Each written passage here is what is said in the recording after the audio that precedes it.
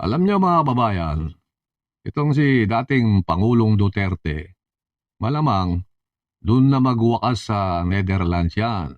Bakit kanyo? Ah, dahil po sa kanyang edad. Ah, tapos may sakit ka.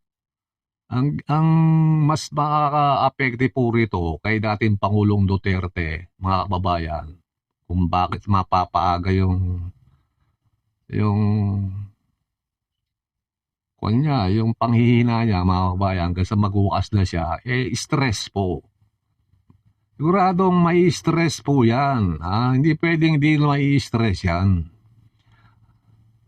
Isipin nyo naman, yung mga dati mong ginagawa, yung mga gusto mong lugar na pasyalan, di mo mapuntahan. Yung mga pagkain na gusto mong kainin, mga prutas, mga almusal, hindi mo makain, Yung mga gusto mong kausap, yung mga apo mo, yung mga anak mo, hindi nyo na magawa, mga babayan. Kaya, stress malamang, ang maging ugat niyan. Tapos, mayroon ka pang karamdaman, nakita nyo naman, parang robot na kung maglakad si dating Pangulong Duterte, inaalalayan na lang. Kaya sa malamang, hindi na makita ni Duterte ang Pilipinas, mga kababayan. Isipin nyo naman, sa tagal nung bawat hearing, alam nyo ma, susunod na hearing, 6 na buwan yung pagitan. Susunod, 6 na buwan na naman siguro ulit. Napakatagal po nga abutin yan, mga kababayan, hanggang sa hindi matatapos yung hearing na yan, mga kababayan. Manghihina na si Pangulong Duterte dyan dahil sa stress. Yan naman yung gustong-gusto ng mga aliporis niya, mga kababayan, para magamit nila. Pag nawala si Duterte, natigok yan dyan sa Netherlands. Pag inuwi sa Pilipinas yan, gagawin po nilang bayani yan, mga kababayan. Yan po ang gusto nila. Gagamitin po nila yan. Natin naman si dating DILG Secretary Robredo, yung bumagsak na helicopter, kinuha sa publiko, parang ang sinino yung dating, di ba? Sabi nga ng anak niya, sa dami na pumupunta, bumibisita. Ganon din ang mangyayari kay Duterte, kay dating Pangulong Duterte, mga kababayan, Pag yan, natigok na sa Netherlands, sinuwi sa Pilipinas, ganyan ang mangyayari dyan sa Davao, mga kababayan, Maraming parang si Ninoy Aquino nga, kaanganong anak niya, na si BP Sara Duterte. Ito nga si Marcoleta, mga kababayan, Inaambing pa didilin lang yata tayo itong si Marcoleta, mga kababayan. Suot ba naman sabihin? Baka daw maging national hero natin, si Duterte. Tinan mo itong reklamo ka ng reklamo dun sa mga vloggers na nagsasabi sa iyo ng ano-ano. Ikaw, ano rin pinagsasabi mo? Sino ang pagkakataon? Ito, tingnan nyo mo. Baka dumating po ang pagkakataon, mapalitan si Dr. Jose Rizal. Itong si Marcoleta, mga kabayan. Baka ang maging national hero natin sabi nga ay si Pangulong BP Duterte. Sara, mga kababayan. Malamang, ito raw si Tatay Diggs ay maging si Ninoy Aquino Jr.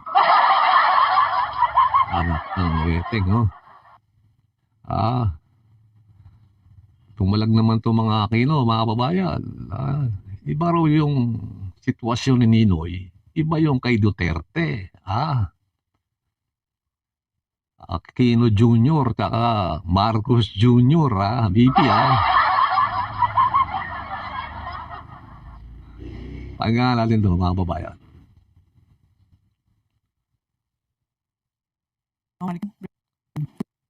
Pagtitiyong the Netherlands, nabanggit po ni VP Sara sa kanyang speech, as I quote, sabi ko Lalakas ko yung lang. kagustuhan mo na umuwi, yan din yung katapusan ng buhay lalakas mo, ko lang po. magiging Ninoy Aquino Jr. ka. Any reaction po from the palace?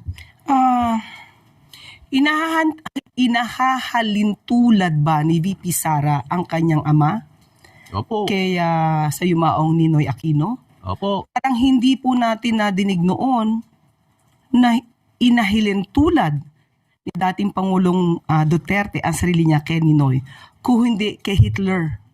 Meron Nakita nyo mga kababayan, ha? Ang taba talaga ng utak ni Atty. Claire Castro, mga kababayan. Palagi siyang may nakaandang sagot. Hindi raw kay Ninoy. Dapat ilan tulad si dating Pangulong Duterte. Kay Hitler daw po. Talaga si Atty. Isa laban sa lahat ng DDS vloggers. Tuloy po natin kabayan. sinabi pa niya dito, and I quote, Hitler massacred 3 million, actually supposed to be 6 million Jews. Now there is 3 million, what is it? 3 million drug addicts in the Philippines. There are. I'd be happy to slaughter them. At least if Germany had Hitler, the Philippines would have me. So Yun, sinabi daw po ni Pangulong Duterte yan dati, mga kababayan. Ilalang tulad niya yung sarili niya kay Hitler. Kasi siya rin may sabi, di ba? Tinatanong siya kung may mag-sponsor ba ng aeroplanong papuntang dahig, papayag siya. Oo daw, pagdating raw doon sa daig, pagsisipay niya raw yung ICC, mga kababayan. Tuloy po natin, mga kabayan, itong si Atty. Claire Castro, galit na galit po rito yung mga DDS vloggers. Palagi po silang supalpal dito kay Atty. Claire Castro, mga kababayan. Tuloy po natin. Atty., pasok! Ayaw pumasok. Ayun. ang sarili o ikumpara ang dating Pangulong Duterte kay Ninoy Aquino na hindi nagkaroon ng anumang record ng mass murder or crimes against humanity. Mas ninais po ni dating Pangulong Duterte na inkumpara ang sarili niya kay Hitler. Yun, narinig niyo mga kababayan, Sabi ni Duterte, mas gusto raw niyang kumpara siya kay Hitler. Alam niyo, yung mga pinagsasabi ni dating Pangulong Duterte, parang ewan ko ba. Kasi itong mga alipores ni dating Pangulong Duterte, matanda na yan di pa pinagpahinga, Ginagamit niya pa sa mga personal yung interest dito sa politika. Kung pinabayaan nyo na lang yan, nagre-relax, hindi nyo na sinasama sa politika, o di sana hindi napunta dyan sa dahig, mga hinayo pa kayo,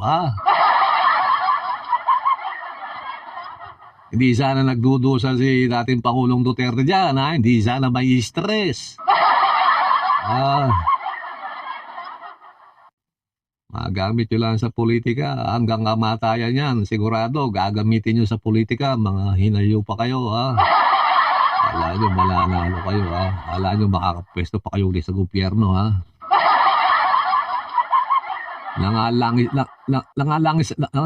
Nalangisan kasi mga nguso ng mga hinayupak na yan, kaya gusto makabalik sa pwesto, sa kapangyarihan, mga ganid sa kapangyarihan.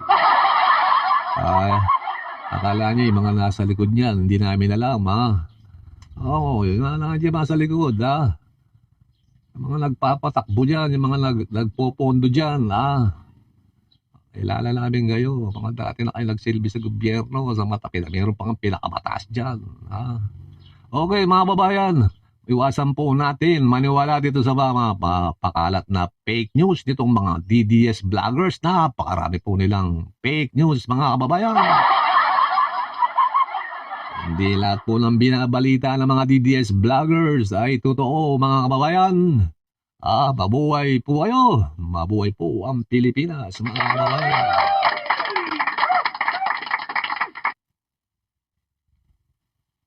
Puro kayo, Duterte. Duterte. Ano pa kayo? Ginagamit yung pa si dating Pangulong Duterte.